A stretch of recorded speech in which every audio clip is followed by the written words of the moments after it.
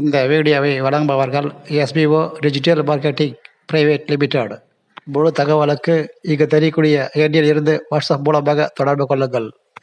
Skip பண்ணாதீங்க, பெரிய தப்பு. தினம் 300 ரூபாய் சம்பாதிக்க அரிய வாய்ப்பு. இன்ஸ்டாகிராம், ஃபேஸ்புக் பயன்படுத்த தெரிந்தால் போதும். Content post and content publishing மூலமா தினம் 300 ரூபாய் சம்பாதிக்கலாம். இந்த வேலை செய்ய 5 நிமிடம் போதும். Work training support, group communication support, all language customer live chat support, முக்கியமா சொந்தமா ஒரு பிசினஸ் ஸ்டார்ட் பண்ற அளவுக்கு உங்களால கற்றுக்கொள்ளவும் முடியும், சம்பாதிக்கவும் முடியும். இந்த வேலை வாய்ப்பு வழங்குவது 5 வருடத்திற்கு மேல ரன் ஆகிட்டு இருக்க நம்ம தமிழ்நாட்டு company school of business organisation private limited. மேலும் விவரங்களுக்கு டிஸ்கிரிப்ஷன்ல கொடுத்திருக்க நம்பருக்கு வாட்ஸ்அப் பண்ணுங்க.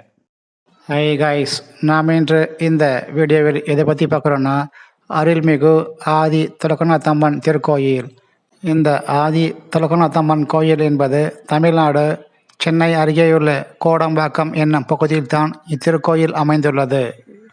இத்திருக்கோயில் 19ஆம் நூற்றாண்டை சேர்ந்தது என்றும் சொல்லப்படுகிறது.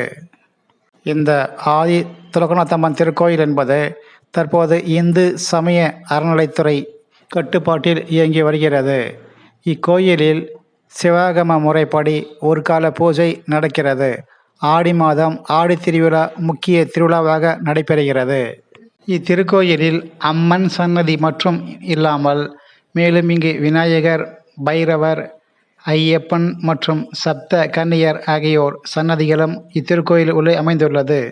ஒரு முக்கிய செய்தி என்ன என்றால், அம்மனின் சிரசு அதாவது தலை என்பது ஓடையில் கண்டெடுக்கப்பட்டது என்பது தனி சிறப்பு.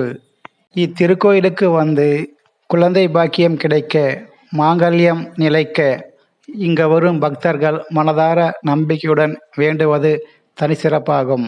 பக்தர்களின் கோரிக்கை நிறைவேறிய பிறகு இங்கு வரும் பக்தர்கள் அம்மனுக்கு நேர்த்திக்கடனாக பொங்கல் வைத்தும் கூழ் வார்த்தும் தங்களுடைய நேர்த்திக்கடன்களை செலுத்துகிறார்கள்.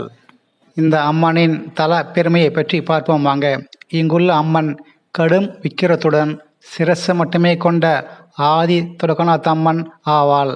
பின்னாளில் அம்மனின் முழு விக்கிரக திருமேனியையும் கருவறையில் பிரதிஷ்டை செய்த வழிபட துவங்கியுள்ளனர். விநாயகர், பைரவர், ஐயப்பன் மற்றும் சப்த கன்னியர் ஆகியோருக்கும் சன்னதிகள் உள்ளன.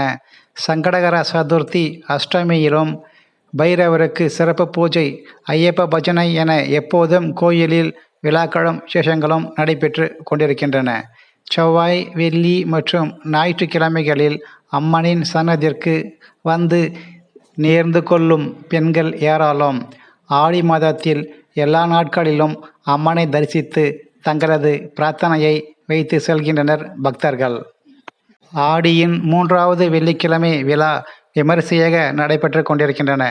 3 நாள் விழாவாக அடுத்தடுத்த நாட்களுக்கு நடைபெறும். இந்த விழாவில் தினமும் அம்மன் திருவீதி உலா வரும். அழகையை காண கண்கோடி வேண்டும். பிறகு படையல் நடத்தப்பட்டு பக்தர்களுக்கு அன்னதானம் வழங்கப்படும்.